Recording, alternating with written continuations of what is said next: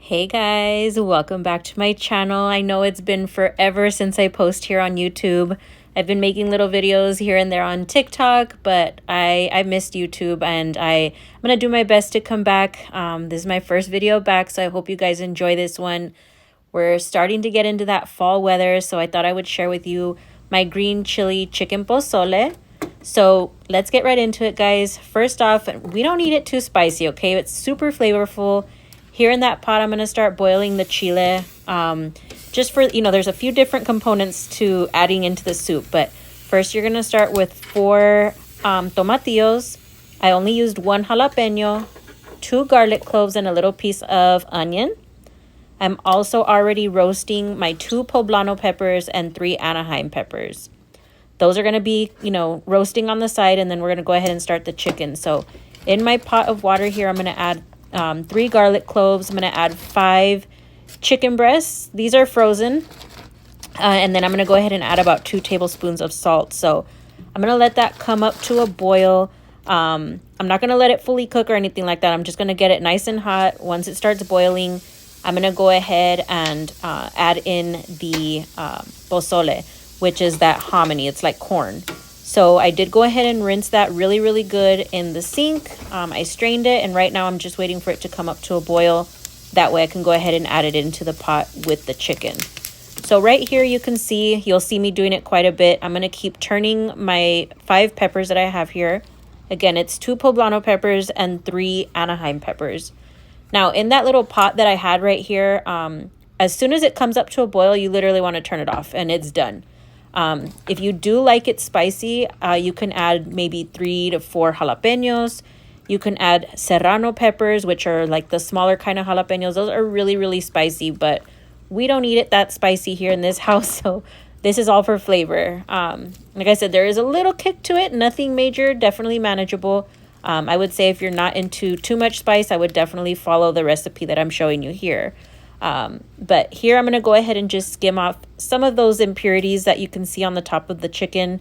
Once it starts getting to that, we're not too far away from adding in the white corn hominy, or, as you say it, pozole. So just going to go ahead and remove some of the fat off the top. And then, like I said, we're going to go ahead and add in the hominy. Make sure you rinse it really, really good. There are a few different cans. There's a Mexican can. It looks a little bit more yellow, or there's the white one, which is the Bushes. That's the brand that I picked. But just either or, just make sure that you do rinse it really, really well. And the reason you want to start it in the pot with the chicken very, very early is just so that, as it cooks, the corn starts to actually get a little bit softer. So I do like it like that. Like I said, some people add it a little bit towards the end, like when you add the green chile, or even if you're adding, red chile. I'm going to go ahead and add mine early just because I do like that it kind of softens up the little corns. So right here, my peppers are done roasting. I'm going to go ahead and add them to a Ziploc bag. If you don't have a Ziploc bag, wrap them in foil, put them in a Walmart bag, anything that you can just to cover them up. You're going to leave those covered for about 15 minutes and we'll work on making our green chili sauce. So right here to my blender, I'm going to add the 4 tomatillos, the little piece of onion, 2 garlic cloves. Then I'm going to go ahead and cut the top off of that jalapeno and add it in. Here I added just a little bit of lettuce. I know that sounds super strange. A lot of people add lettuce. Some people put spinach. So anything that you have, and it's just to add a little bit of vegetable, and I promise you, you cannot taste it.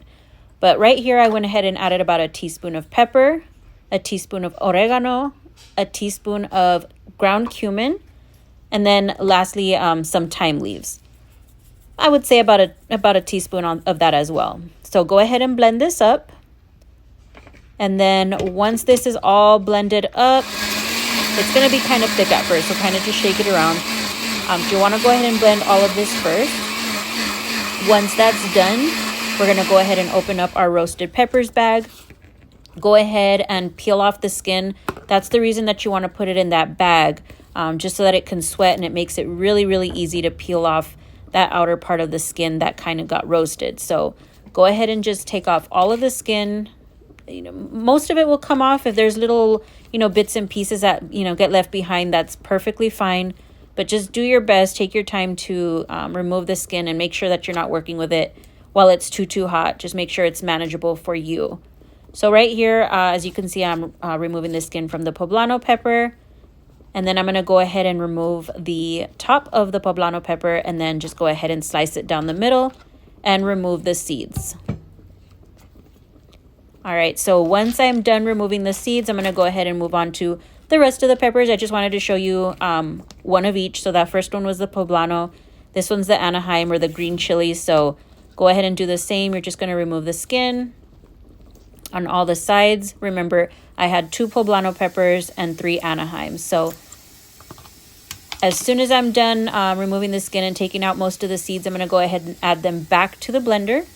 Added about a big handful of cilantro, and then I'm going to go ahead and add 2 cups of the chicken stock that is boiling with the chicken and the pozole right now. So once that's done, I'm going to go ahead and add in a good, like a hefty tablespoon, maybe close to 2 tablespoons of that chicken bouillon or more sisa. So go ahead and add that in, blend it all up. Once that's done, I'm going to go ahead and get a pan here. As you can see, I added a good tablespoon or so, 2 tablespoons of olive oil, and then just add your green chili to that. You're going to let this cook, I'm going to say at least 8 to 10 minutes. Go ahead and just cook it on low. You're just going to go ahead and cook it on low, let it cook with the oil. And then after about, I would say maybe 5 to 6 minutes, you're going to start seeing on the top there's a lot of foam. You can kind of see it right now, and that's okay, but as it starts cooking, it's going to release a little bit more foam. So we're going to actually be removing that. While I'm waiting for that to cook, I'm going to go ahead and start removing my chicken breasts from the pot. And like I said, at this point, they're still a little tough, but I'm just going to go ahead and start shredding them as best as I can, and then we'll add that back in. Right here, I'm going to go ahead and just mix that green chili.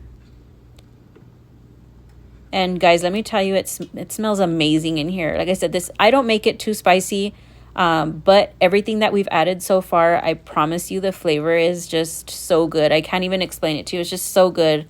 But right here, as I mentioned, after a few minutes, you start seeing a lot more of that foam up top. So go ahead and just grab a spoon and start removing as much as you can. I only did it about twice. So once I'm done with that, I'm going to go ahead and pour that right into the pot.